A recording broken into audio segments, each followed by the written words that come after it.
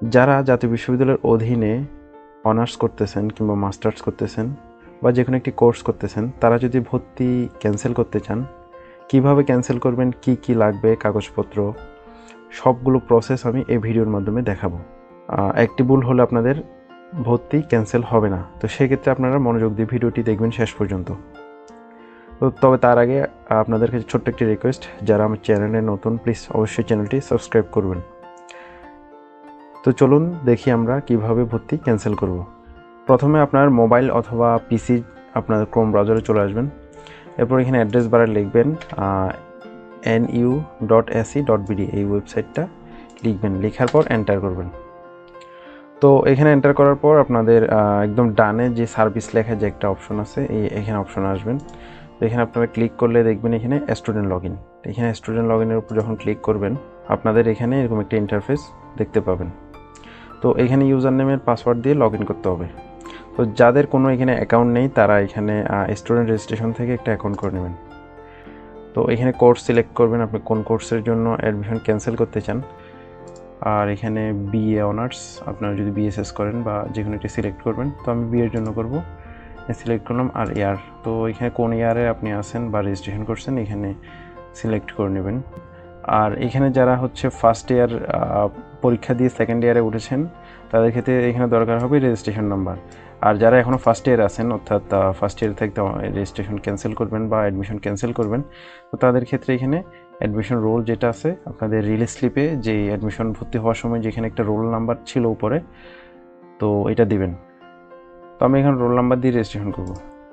তো সব ইনফরমেশন দিয়ে রেজিস্ট্রেশনে ক্লিক করার পর আপনাদের এরকম একটা ইন্টারফেস দেখতে পাবেন। তো একটু নিচের দিকে আসলে দেখবেন এখানে প্রসিড। যদি আপনাদের এখানে সব ইনফরমেশন ঠিক থাকে, এটা প্রসিডে ক্লিক করবেন। তো আমি প্রসিডে এখন ক্লিক করলাম।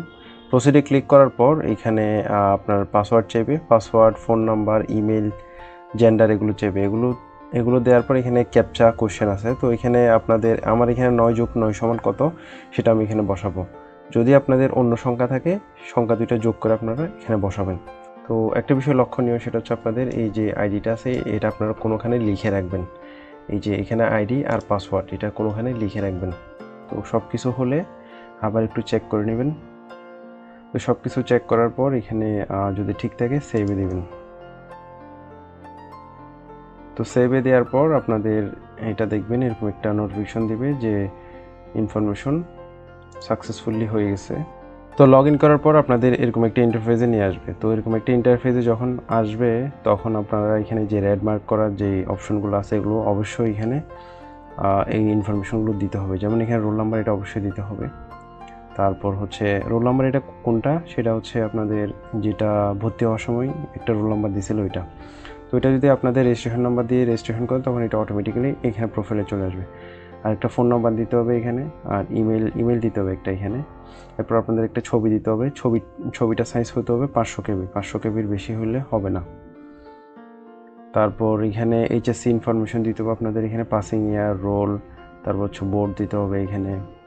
এরপর এখানে হচ্ছে জিপিএ কত পাইছেন সেটা দিতে হবে। এরপর এসএসসির কিছু ইনফরমেশন দিতে হবে, বোর্ড দিতে হবে, তারপর হচ্ছে পাসিং ইয়ার, রোল, তো কত জিপিএ পাইছেন, এগুলো সব কিছু দেওয়া হইলে আপনারা একবার দেখে নেবেন এগুলো।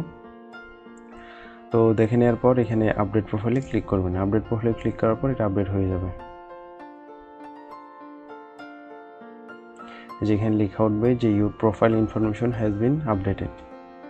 তো এখন আসে হচ্ছে মেইন কাজ। মেইন কাজ কি, আপনার কিভাবে অ্যাডমিশন ক্যান্সেল করবেন। তো অ্যাডমিশন ক্যান্সেল করার জন্য এখানে কিছু প্রসেস আছে।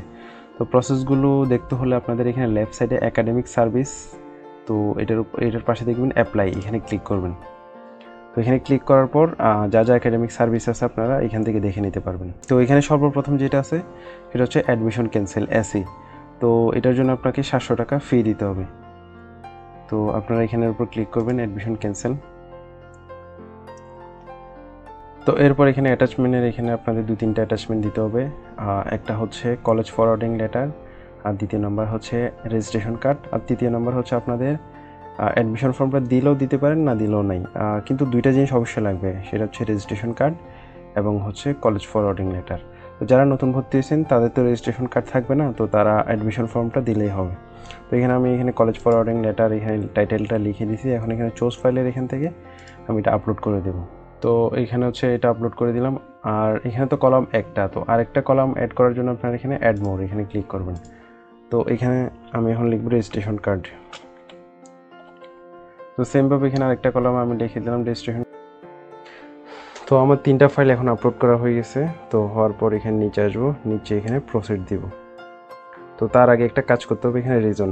তো আপনি কি কারণে এডমিশনটা ক্যান্সেল করতেছেন, তো আমি এখানে রিজন একটা লিখে দিব। তো আমি এখানে একটা রিজন লিখে দিলাম। তো সব কিছু ওকে হয়ে গেলে আপনার এখানে প্রসিড নামে যে একটা অপশন আছে এখানে ক্লিক করবেন।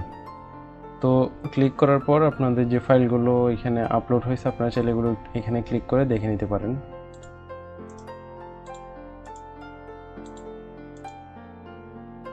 তো সব কিছু ঠিক হয়ে গেলে, ওকে হয়ে গেলে, তো আপনারা এখানে click here for generating payment slip, এখান থেকে একটা পেমেন্ট স্লিপ নিতে হবে।